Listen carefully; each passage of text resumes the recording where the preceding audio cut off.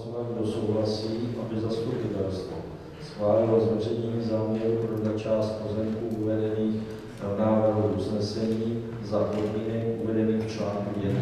Kdo je pro?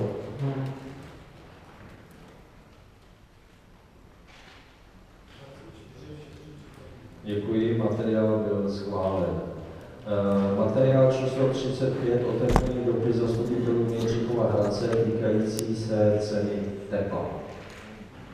Takže zde se odkazuje rovněž na květnové zastupitelstvo, kde tento otevřený dopis byl předložen a zároveň zazněl závazek, že k tomu rada připraví podkladové materiály. Tak se skutečně stalo s tím, že je zde vyjádření ředitele Teplospalu a dále pak vyjádření předsedy představenstva této společnosti, tedy společnost Teplospalu. Jiný úkol a jinou doporučení rada určitě zastupitelstvu nepředkládá, protože se v podstatné části jedná o věc akciové společnosti a jejich jednání. Nepochybně předpokládáme, že i tento otevřený dopis bude v rámci orgánu společnosti projednán nebo byl projednán, ale takže zde máte vlastně výslednici nebo podklad pro vaše rozhodnutí nebo pro naše rozhodnutí, nebo přesný ten návrh je od tohoto okamžiku se seznámil, protože některé záležitosti tak jsou vysvětlovány z hlediska konkrétních číselných hodnot. Víc to nezatím v tomto okamžiku nemůžu říct, protože jiné zadání nebo jiný konkrétní závěr rada nepřijal. Děkuji. Otvírám materiál 35 diskuzi a v souladu s jednacím řádem by bylo korektní, aby první dostal z těch, co se přihlásili do diskuze, slovo pan František Vosol, který zastupuje nájemníky nebo ty, kteří podepsali danou petici nebo otevřený dopis, abych mluvil úplně správně. Já poprosím akorát, abyste mluvil na mikrofon, protože nahrává se zastupitelstvo a dodržel časovou normu, která je stanovená pro jednotlivá vystoupení. Děkuji, máte slovo. Takže dobrý večer, dámy a pánové. Já bych chtěl upravit pana starostu. Já zde vystupuji jako občan Jindřichova Hradce, soukromá osoba, nikoliv. I když jsem otevřený dopis podepsal a podepsalo celkem 460 vlastníků bytových jednotek na sídlišti Vajgrad, což si myslím, že je docela veliké číslo, je to 10% odběratelů tepla od společnosti Teplospalu.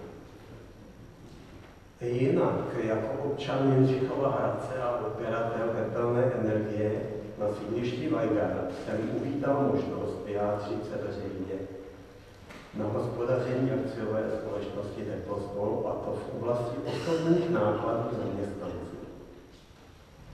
Chtěl bych vás seznámit s tím, jak v roce 2010, 11 a 12, kdy společnost hospodařila v účetních ztrátách, a to dosti vysoký.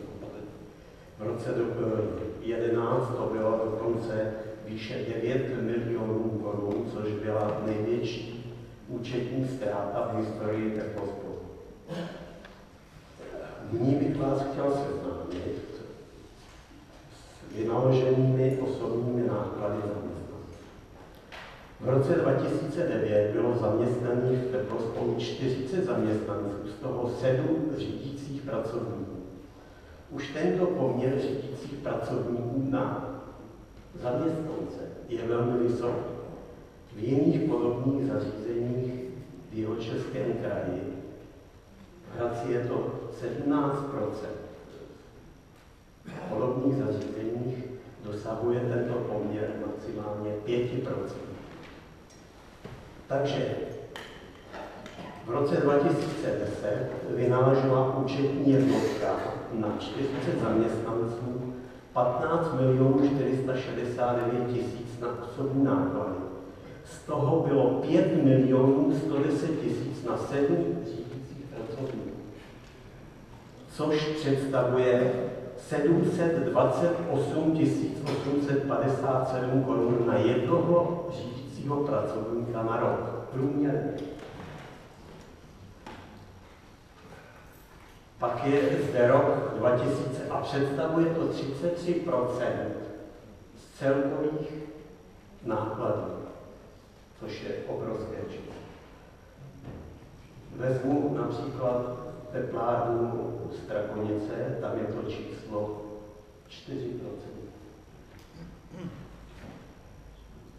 V roce 2011 bylo plně zaměstnáno 38 zaměstnanců v teplospolu a z toho 7 řídících pracovníků. Takže se snižuje počet pracovníků, ale řídící pracovníci zůstávají.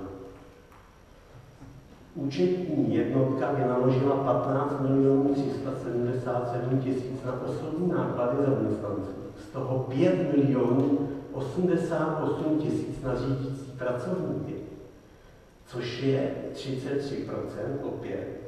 A představuje to částku 726 857 korun na jednoho řídícího pracovníka, průměrně na rok.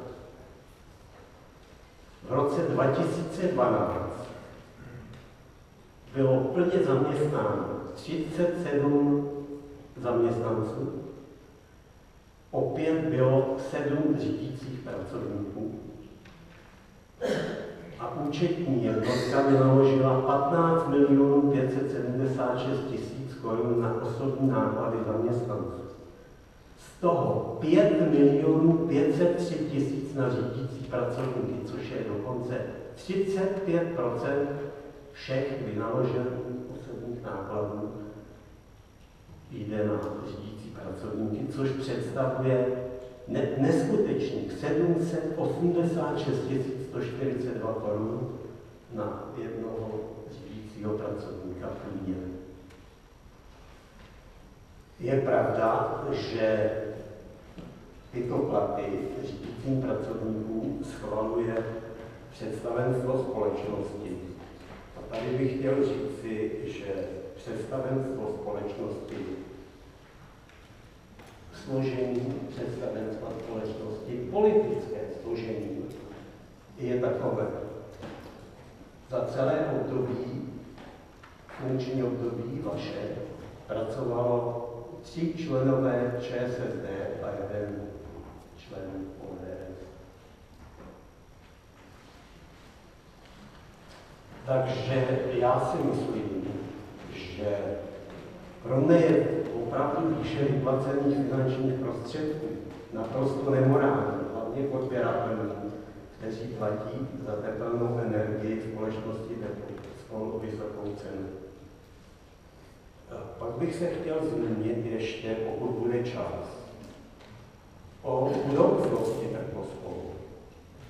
Pan ředitel Teplospolu v reakci na otevřený dopis zastupitelů prohlásil, že Teplospol je veřejnost můžeme ubezpečit o tom, že společnost je v dobré finanční a ekonomické situaci. Jak si potom mají odběratelé tepla vysvětlit situaci, kdy na valné hromadě 11. května 2012 kritizoval akcionář pan Petr Nekut, doktor, starosta Kardašovy Řečice. Dle mého názoru není výroční zpráva veselé čtení z pohledu na dosaženou účetní ztrátu, která je ve srovnání s rokem 2010 několikanásobně vyšší. Bylo konstatováno, že pan doktor Nekut si není jistý, zda zvolená cenová, obchodní a ekonomická strategie, kterou akcionáři schválili, je tou správnou cestou. Myslel, že společnost se zaměří především na snižování nákladů. Pokud by to tak nemělo být, tak se domnívá, že touto cestou nelze nepřetržitě pokračovat. Svou připomínku zakončil tím, že vedení a představenstvo společnosti by se proto mělo ze všech hledisek zamyslet nad dalším budoucím fungováním Teplospolu. Na tuto připomínku následně vyjádřil se pan inženýr Zdeněk Svačina, toho času ředitel Teplospolu, který následně odstoupil z funkce. A řekl, s ohledem na další vývoj Teplospolu akciové společnosti by mělo být jasné, že bude na trhu zásobování tepelnou energií s největší pravděpodobností pouze na přechodnou dobu dočasnou. Jak si to mají vysvětlit odběratelé? Na jedné straně slyšíme, že je to silná, zdravá společnost, ale před 2 lety řekl odcházející, že a pro tento předpoklad svědčí situace, že stále více odběratelů se odpojuje od centrálního zásobování tepla. A v tom řekl pan inženýr Kučera, že v tom vidí velký problém. Pokud se bude stále více a více odběratelů odpojovat od centrálního zásobování tepla, bude ten problém stále vyšší. Takže komu nyní věřit? Panu Svačinovi, který a dále ještě řekl, že z těchto hledisek Teplospol přizpůsobuje investiční plán a investiční výdaje omezuje na nezbytnou míru, protože by nemělo smyslu dále a neměly by žádné investice prakticky účinné. Další rok... Já bych poprosil, jestli můžete trošku urychlit, dobře, překračujeme čas. Další rok byla to valná hromada 10. května 2013. Opět jediný akcionář, pan doktor Nekut, kritizoval. Dle jeho názoru obchodní plán uvažuje s tím, že společnost bude hospodařit ze ztrátou za rok 12 ve skutečnosti porovnání byla sice nižší, ale zajímalo ho, kdy tedy společnost bude hospodařit s kladným výsledkem. Ztrátové hospodaření osobně nepovažuje za tu nejlepší a správnou cestu. Vyjádřil se, že je potřeba pro další období mít k dispozici nějakou koncepci, strategii dalšího postupu fungování Teplospolu. Mohu říci, že jediný 2 roky kritizoval pan doktor Nekut hospodaření Teplospolu a pak udělal to, co udělat musel. Prostě celá Kardašova Řečice se odpojila od centrálního zásobování tepla. Celkem 146 odběratelů se odpojilo a dneska tam není ani jeden odběratel. A pokud vím, tak za 1 gigajoule tepla platí v Kardašově Řečici něco kolem 460 korun, kdežto my v Jindřichově Hradci 708 korun. Takže já vám děkuji za pozornost. Děkuju panu Bosolovi. Dále se do diskuze přihlásil Milan Kučera. Prosím na mikrofon a dostanete stejný časový prostor jako váš předřečník.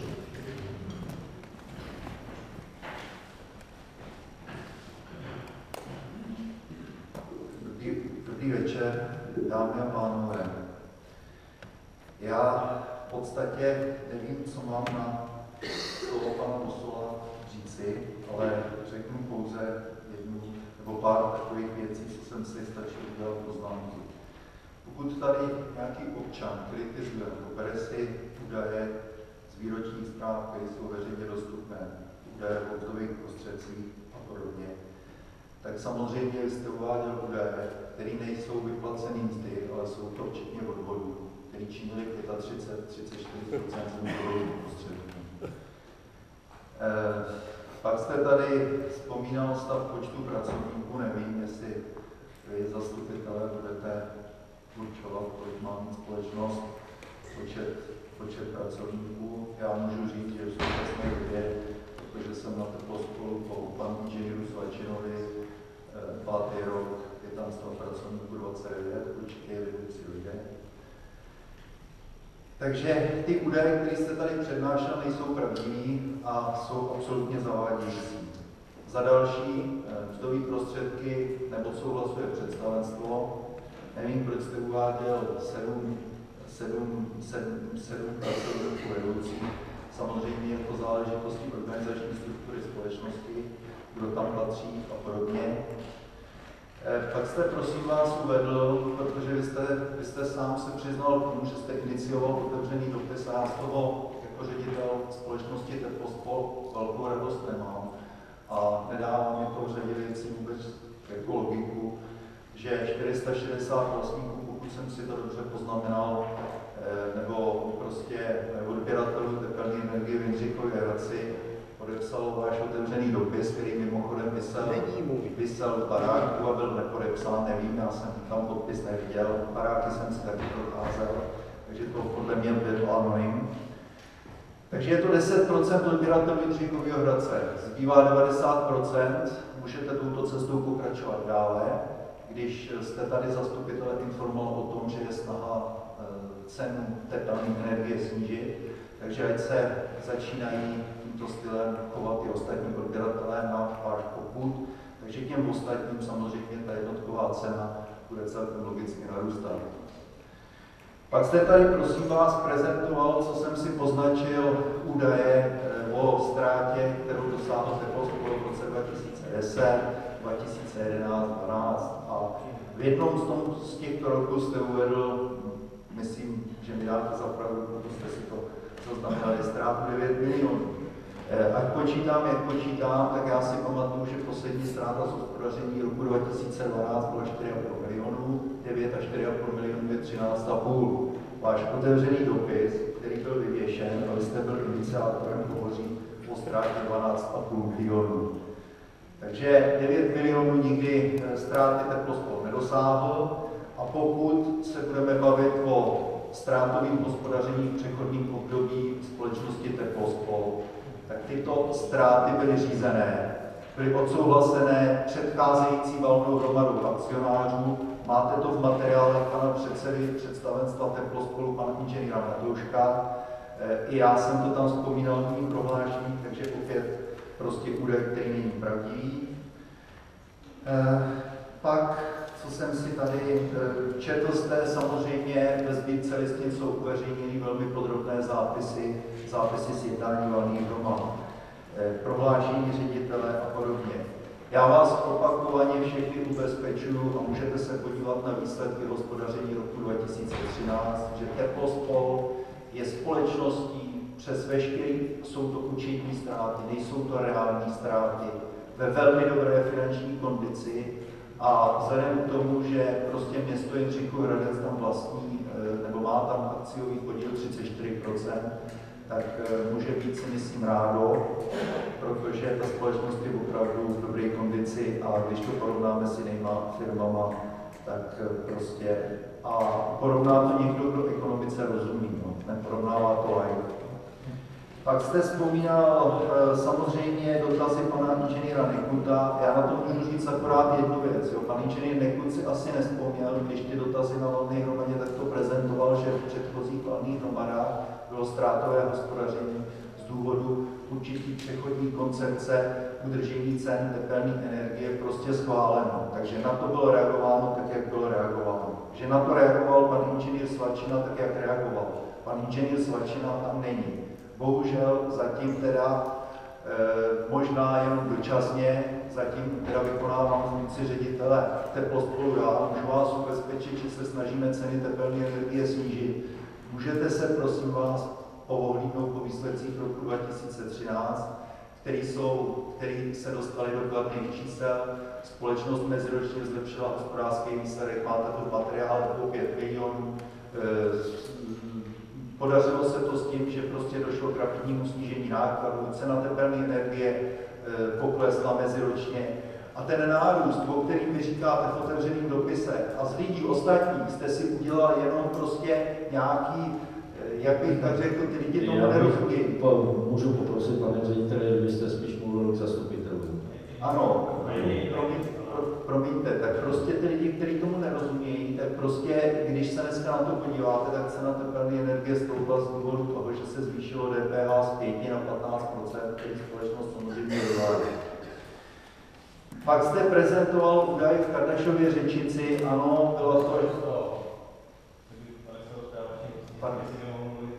Já jsem žádal pana ředitele, skutečně tady se vystupuje před zastupitelství. Promiňte, já se omlouvám.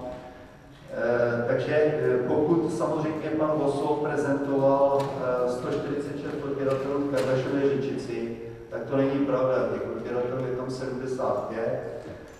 Pak jde o to, že samozřejmě město Kardešova Řečice požádalo o převzetí tepelného hospodářství. Já si nejsem vědom o té ceně, která by tam byla, kterou jste říkal. Já mám informace úplně jiný, že ta cena byla stejná, jako byla výsledná cena tepelné energie z loňského roku. Pokud byla nižší, nevím, kdo to tam dotuje. Možná to dotuje pan doktor Nekut z městských prostředků. Těch pár baráků, nevím. Nedokážu na to odpovědět. Jinak samozřejmě Teplospol na koncepci pracuje, všechno se nedá zlomit naraz, nebudu vám říkat, jaký máme další věci, ví to určitě dostáváte informace od pana inženýra Matouška, jste informovaní, jaký máme záměry v lokalitě Dačic a podobně. Snažíme se, nebo budeme se snažit ceny tepelné energie samozřejmě udržovat, snižovat a dosahovat aspoň nulových nebo prostě příznivých hospodářských výsledků. Já nevím, co vám k tomu jako mám říct. Když tak se mě, prosím vás, ptejte, já se vám ještě jednou omlouvám, protože mě to mrzí, jo. Mrzí mě to z jednoho prostého důvodu, to, co se tady v Jindřichově v lokalitě Jindřichového Hradce, který se samozřejmě vážíme, ty odběratelé si myslím, že jsou spokojení, pokud nejsou spokojení, nevím, co na to říct. A já to beru to, že jestliže i otevřený dopis hovoří tady o nějakým majetkovým podílu města Jindřichův Hradec, tak znova musím říct, že to psal nějaký like, protože to číslo není zase pravda. Když se už díváte do zápisu nebo někdo dívá do výročních zpráv, tak ať ty údaje, prosím vás, popíše dobře. Pak tady samozřejmě v otevřeném dopise je reakce, týká se to samozřejmě Teplospolu, ale týká se to vás, jako že tady někdo prostě, když tady napíše, že nesouhlasí s cenou tepla, tak prostě možná ve volbách bude volit někoho jiného. Tak nevím, co mám na to říct. Pane řediteli, směřujte k závěru. Máte čas stejný.